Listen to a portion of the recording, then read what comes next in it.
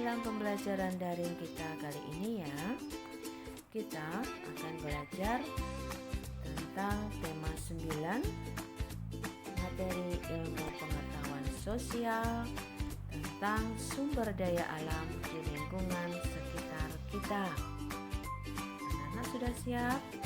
Oke. Sekarang anak-anak tentu masih ingat apa yang dimaksud dengan lingkungan. Ya, lingkungan merupakan segala sesuatu yang ada di sekitar manusia dan mempengaruhi kehidupan manusia. Di dalam lingkungan sendiri menyediakan semua kebutuhan bagi manusia untuk berbagai aktivitas. Di dalam lingkungan sudah tersedia air, juga udara, juga cahaya. Dan semua aktivitas manusia ini bergantung pada tersedianya sumber daya alam tadi. Misalnya, Ibu berikan contoh aktivitas manusia dalam bidang pertanian, juga dalam bidang peternakan, juga dalam bidang pertambangan. Nah, sekarang apa yang dimaksud dengan sumber daya alam itu, atau yang kita kenal dengan SDA? Sumber daya alam adalah segala sesuatu yang berasal dari alam dan dimanfaatkan untuk memenuhi kebutuhan manusia. Sumber daya alam sendiri dikelompokkan berdasarkan sifatnya, juga berdasarkan lokasi sumbernya. Berdasarkan lokasi sumbernya, SDA dibedakan menjadi SDA dari daratan dan dari perairan. Misalnya hasil pertanian, sedangkan dari perairan misalnya dari hasil perikanan. Sedangkan berdasarkan sifatnya, anak-anak pasti sudah pernah mengenal ada sumber daya alam yang dapat diperbarui dan tidak dapat diperbarui. Sekarang kita akan pelajari lebih dalam tentang sumber daya alam yang dapat diperbarui. Apakah yang dimaksud sumber daya alam yang dapat diperbarui? Sumber daya alam yang dapat diperbarui adalah sumber daya alam yang jumlahnya tidak terbatas dan dapat dipergunakan terus-menerus. Kira-kira apa ya yang termasuk dalam sumber daya alam yang dapat diperbarui ini? Nah, ada air, ada udara, ada hewan, tumbuhan, dan cahaya. Semua termasuk SDA yang dapat diperbarui. Kemudian, bagaimana dengan sumber daya alam yang tidak dapat diperbarui? Sumber daya alam yang tidak dapat diperbarui ini jumlahnya terbatas ya anak-anak, dan apabila telah habis digunakan, kita akan membutuhkan waktu lama untuk menyediakan kembali. Nah, sumber daya alam yang tidak dapat diperbarui dibedakan yang bersifat logam dan yang bersifat non-logam. Yang bersifat logam ini ada beberapa contohnya, misalnya emas, perak, perunggu, besi, tembaga, dan aluminium. Sedangkan yang bersifat non-logam, contohnya minyak bumi, gas alam, batu bara, marmer, dan belerang. Oke, kalian sudah paham tentang ini ya? Kita lanjutkan. Lalu bagaimana dengan kegiatan manusia berdasarkan ketersediaan sumber daya alam itu? Kegiatan manusia atau kegiatan masyarakat sangat bergantung pada SDA yang ada di lingkungan tersebut.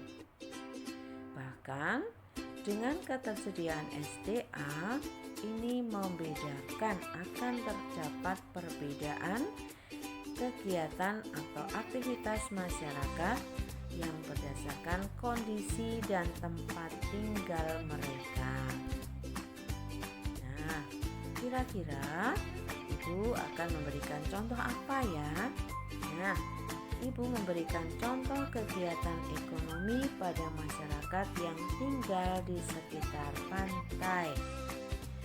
Kegiatan ekonomi apa yang ada di daerah sekitar pantai?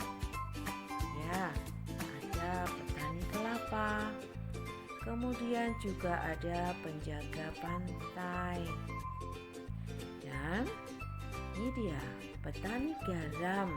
Kita semua membutuhkan garam, terutama untuk memberikan rasa yang lebih sedap pada makanan. Baik, contoh kegiatan ekonomi yang lain yaitu yang tinggal di dataran rendah. Bagaimana kegiatan ekonomi mereka? Nah, kegiatan ekonomi di dataran rendah ada yang bergerak di bidang perikanan, kemudian ada yang di bidang peternakan, kemudian ada yang di bidang perdagangan. Ada bayangan ya, bagaimana aktivitas mereka masing-masing. Kemudian, bagaimana dengan pemanfaatan sumber daya alam yang ada di Indonesia? Sumber daya alam di Indonesia sangat tersebar di seluruh Indonesia. Kemudian Ibu akan membahas tentang sumber daya alam di bidang perkebunan. Bagaimana pemanfaatannya?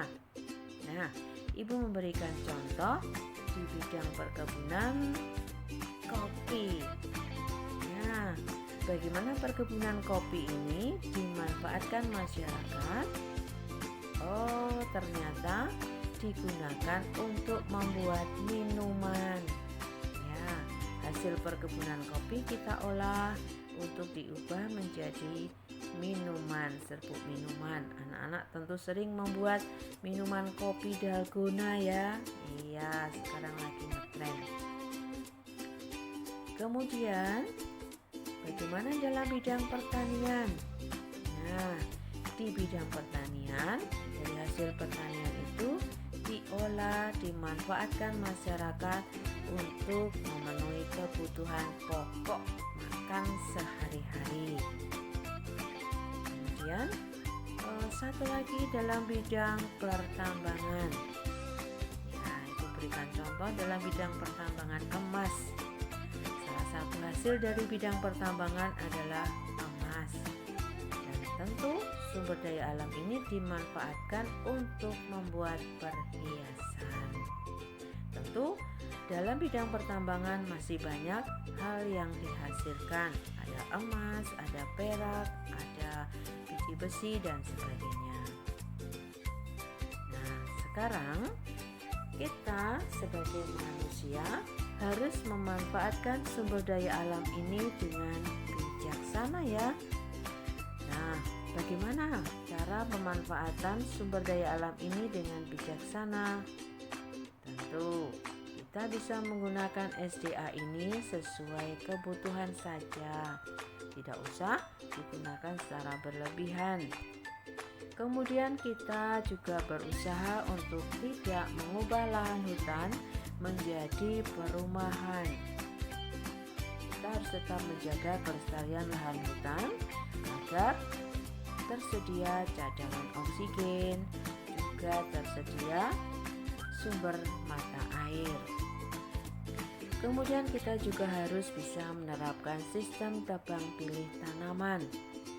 Kita memang menggunakan banyak tanaman untuk kebutuhan kita, tetapi kita harus bijaksana dengan menerapkan sistem tebang pilih. Kemudian yang berikutnya, kita juga harus melakukan reboisasi atau penanaman hutan atau tanaman di lahan yang gundul.